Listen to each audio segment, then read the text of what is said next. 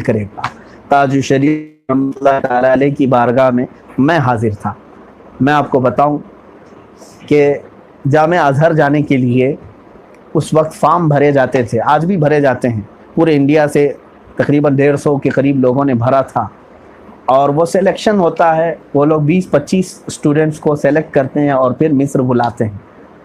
جس سال میرے جانے کا تھا، جامعۃ الرضا حضرت کا قائم کیا ہوا ادارہ جہاں سے میری تعلیم بھی ہوئی، وہاں کا پہلا میں طالب علم تھا جو جامعہ ازہر جانے کے لیے فارم بھرا تھا۔ میرے ساتھ 3 لوگ تھے اس مدرسے سے، سب سے پہلے بیچ میں جانے والے۔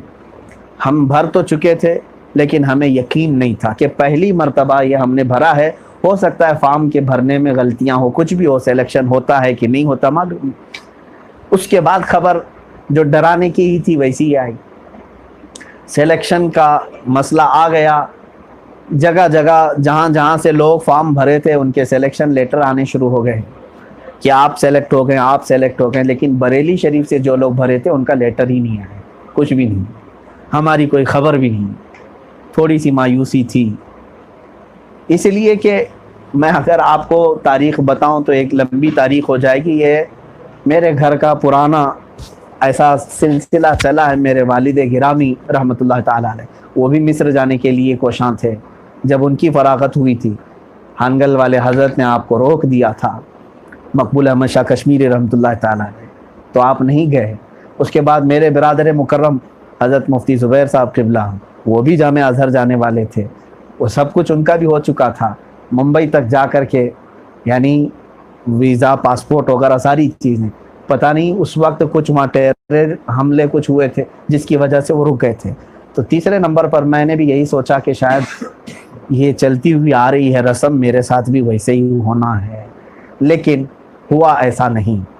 پڑھنے کے لیے تاج الشریعہ رحمۃ اللہ علیہ کی بارگاہ میں ہم حاضر تھے۔ دوپہر کا وقت جب کلاس ختم ہوتی، آپ کتاب پڑھاتے تھے، قریب 1 بج جاتے، 1:30 بج جاتے، پھر واپس ہم مدرسے چلے جاتے تھے۔ آپ کے گھر میں تعلیم ہو رہی، تو آپ نے خود ہی پوچھا کہ کیا ہوا تمہارا جامعہ ازہر کا جو فارم بھرے تھے آیا کہ نہیں آیا؟ میں نے کہا حضور دوسرے جگہوں کا سن تو رہا ہوں کہ آیا ہے، مگر جامعۃ الرضا بریلی شریف کی کوئی خبر نہیں، دلی سے بھی خبر نہیں ہے، یہاں پر بھی کوئی خبر نہیں ہے۔ تو آپ نے فرمایا کسی سے رابطہ کر کے معلوم کیے؟ میں نے کہا ہاں معلوم کیے ہیں، ایمبیسی سے معلوم کیے، فلاں جگہ سے معلوم کیے، ہمارے نام کا کچھ لیٹر وغیرہ کچھ نہیں آیا۔ تھوڑی دیر آپ خاموش رہے اور اس کے بعد فرمایا کہ جاؤ اعلیٰ حضرت کے مزار پاک پہ اور میرے ابا کے مزار پہ جانا۔ حضور مفسر اعظم ہیں حضرت علامہ ابراہیم رضا خان رحمۃ اللہ علیہ کہا کہ ابا کے مزار پہ جانا اور فاتحہ پڑھ کر کے چلے جاؤ۔ میں حاضر ہوں، میں منوان وہی باتیں عرض کر رہا ہوں، میرے ذہن میں آج پورا وہی بریلی کا وہی دوپہر کا وقت نظر آ رہا ہے۔ نکلا، میرے ساتھ میرے ساتھی بھی تھے، مزار پاک پر حاضر ہوا اور علامہ ابراہیم رضا خان رحمۃ اللہ علیہ کے ہاں بھی فاتحہ پڑھا جو حضرت کے والد گرامی تھے۔ پھر وہاں سے نکل کر کے میں جا رہا تھا۔ اب ظاہر سی بات ہے اس وقت وہاں آٹو پکڑ کر کے جامعۃ الرضا آنا ہوتا ہے، پیدل جا رہے تھے۔ بیچ راستے میں جامعۃ الرضا سے، یعنی ابھی 8 کلومیٹر دور مدرسہ تھا، جامعۃ الرضا کے ہمارے ایک استاد کا فون آیا کہ کہاں ہے، تعلیم تمہاری ہو گئی حضرت کے پاس؟ کہا ہو گئی، ہم آ رہے ہیں۔ تو انہوں نے کہا آ جاؤ، تمہارے لیے خوشخبری ہے، لیٹر آ چکا ہے، جامعہ ازہر سے تمہارے سلیکشن کا لیٹر آیا ہے۔ مجھے یقین نہیں ہوا۔ میں نے پھر پوچھا کہ آپ لیٹر پڑھ چکے؟ کہا ہاں ہم نے لیٹر پڑھ لیا ہے۔ 3 لوگ بھرے تھے، کہیں ایسا تو نہیں ہے کہ مطلق سب کا آیا ہے؟ انہوں نے کہا تینوں میں سے کسی کا نہیں، صرف تمہارا آیا ہے، صرف ایک ہی سلیکٹ ہوا ہے، ایک ہی جامعۃ الرضا سے ایک ہی سلیکٹ ہوا ہے، تمہارا آیا ہے۔ وہیں سے آدھا راستہ میں نے تھوڑی آئے، اور وہ حضرت کے قیلولے کا وقت ہوتا تھا، اس وقت کوئی ملاقات نہیں کرتے تھے، ظہر کی نماز کے بعد آپ آرام فرماتے، مگر میں گیا، دروازہ کھٹکھٹایا اور اس وقت ایک خادم تھے، انہوں نے آواز دی۔ میں نے کہا کہ میں ملنا چاہتا ہوں حضرت سے۔ انہوں نے پوچھا تو حضرت اس وقت آرام نہیں کر رہے تھے بلکہ بیٹھے ہوئے تھے، جبکہ آپ کے وہ سونے کا وقت تھا۔ دروازہ کھلا، اس وقت میں حاضر ہوا۔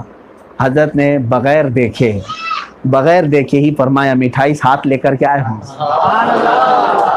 اس وقت ہم کو احساس ہوا کہ روشن ضمیر کس کو کہتے ہیں، روشن ضمیر کس کو کہتے ہیں۔ میں نے پوچھا کہ حضرت آپ کو بھی فون آ گیا تھا جامعہ ازہر کا یا دلی کا؟ تو حضرت نے کچھ نہیں فرمایا، مسکرایا اور مٹھائی اور ہمیں سب کو تقسیم کیا۔ اس کے بعد پھر جو مجلس رکھی وہاں پر جامعۃ الرضا میں، وہ ایک یادگار مجلس تھی۔ عزیزان گرامی وقار، اسی لیے ہمارا دل کا کنیکشن اور دل کا تعلق ایسا ہے کہ اب 1000 چہرے ہمارے ہاں آئیں لیکن وہ چہرہ اب آنکھوں سے نہیں جاتا ہے، وہ چہرہ آنکھوں سے نہیں جاتا ہے، اس لیے کہ جو دیکھا ہوتا ہے وہ محسوس کرتا ہے۔ ہم نے آپ کے شب و روز کو دیکھے، آپ کی تنہائیوں کو اور آپ کے ظاہر کو، آپ کے مجمع میں رہنے کو، اور اس کے بعد ہماری دستگیری کرتے ہوئے، مدد کرتے ہوئے، تمام چیزیں ہم نے دیکھی ہیں۔ عزیزان گرامی، تاج الشریعہ سے جو بیعت تھے انہیں ذرا برابر بھی کلک نہ ہو کہ انہوں نے ایسے ویسے پیر کا دامن نہیں تھاما، بلکہ وہ نائب غوث الورا تھے، نائب غریب نواز تھے، نائب اعلیٰ حضرت تھے۔ اپنے زمانے میں انہوں نے اسلاف کے پورے کردار کو مکمل طور سے نبھایا ہے۔ کبھی بھی خاندان اعلیٰ حضرت، مسلک اعلیٰ حضرت پر آنچ آنے نہیں دی۔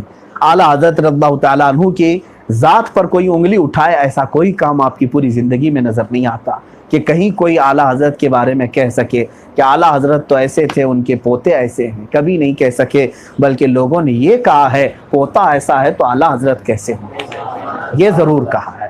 آپ نے محسوس کیا ہوگا نواسا ایسا ہے تو نانا کیسا ہوگا۔ بہت سارے لوگ ایسے ہوتے ہیں جن کو دیکھ کر کے دنیا یہ کہتی ہے اتنے بڑے باپ کے بیٹے دیکھو کیسے ہیں، ان کے حالات آج کیسے ہیں، بڑے باپ کے بیٹے ہیں، یہ بگڑے ہوئے ہیں۔ لیکن تاج الشریعہ رحمۃ اللہ تعالیٰ علیہ کے متعلق پوری دنیا میں سے کوئی ایک شخص بھی ایسا نہیں کہہ سکتا، حتیٰ کہ دیوبند کے لوگ بھی سرکار تاج الشریعہ رحمۃ اللہ تعالیٰ علیہ کے تقوی کو مانتے تھے۔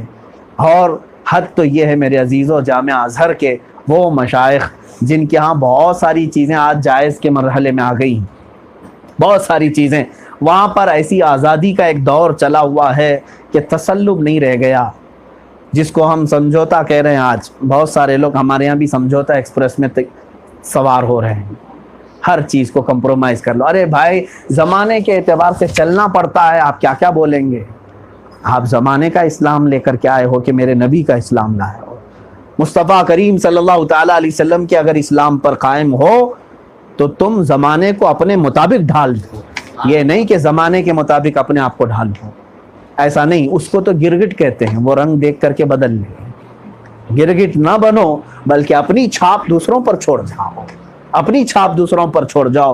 تاج الشریعہ رحمۃ اللہ تعالیٰ علیہ کا تقوی اور آپ کی جرأت، آپ کی شجاعت وہ ہزاروں برس تک زندہ رہے گی اگر قیامت نہ آئے میرے عزیزوں، اس لیے کہ ان کی سب سے بڑی کرامت ان کا تقوی ہے اور ان کی حق گوئی ہے۔